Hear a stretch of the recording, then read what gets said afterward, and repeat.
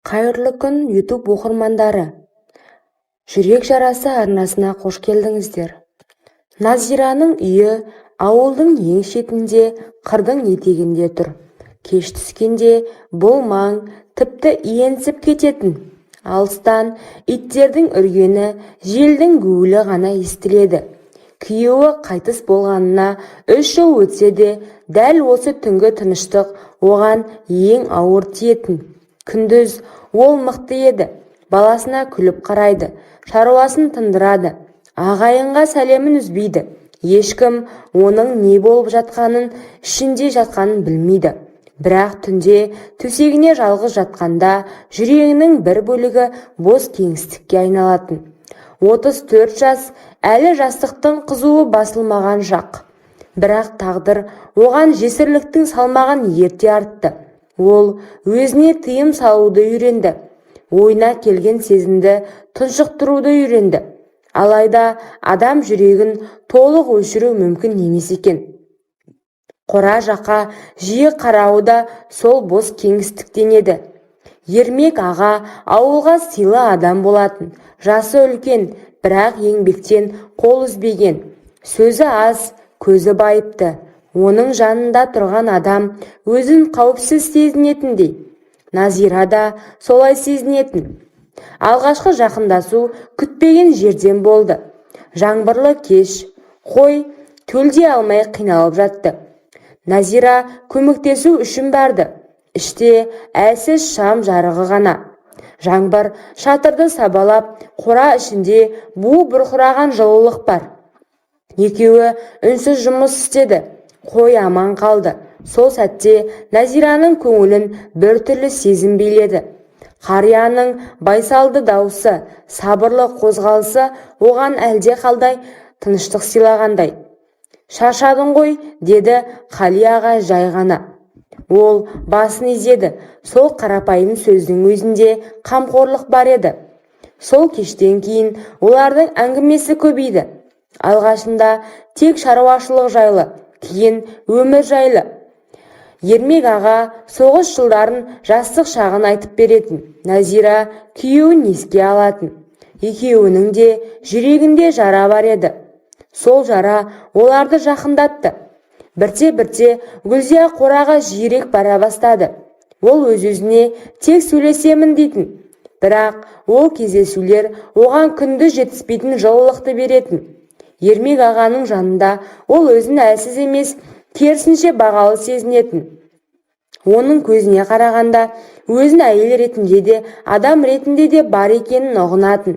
Ауылдың көзі қырағы, сыбыр басталды. Базарда біреу бірдеңе айтып қалған, біреу түнде көлеңке көргенін айтқан. Өсек бірде-бірде өсіп тамыр жайды. Назира оны сезді, бірақ тоқтай алмады. Оның ішіндегі арпалыс күннен күнге күшейді. Бір жағында баласы, әулет, абырой, екінші жағында жүрек, жалғыздық, тірі сезіну.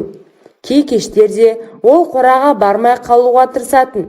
Бірақ үй іші тым-тыныш болып кеткенде жүрегі мазасызданып, аяқтары өзі солай қарай тартып тұратын. Ермек аға да бәрін түсінетін. Бір күні ол: «Егер саған ауыр болса, келме», деді. Бірақ Назира үнсіз ғана басын шайқады. «Ауыр, бірақ сенсіз де одан да ауыр». Сол сөзден кейін екеуі ұзақ үнсіз отырды.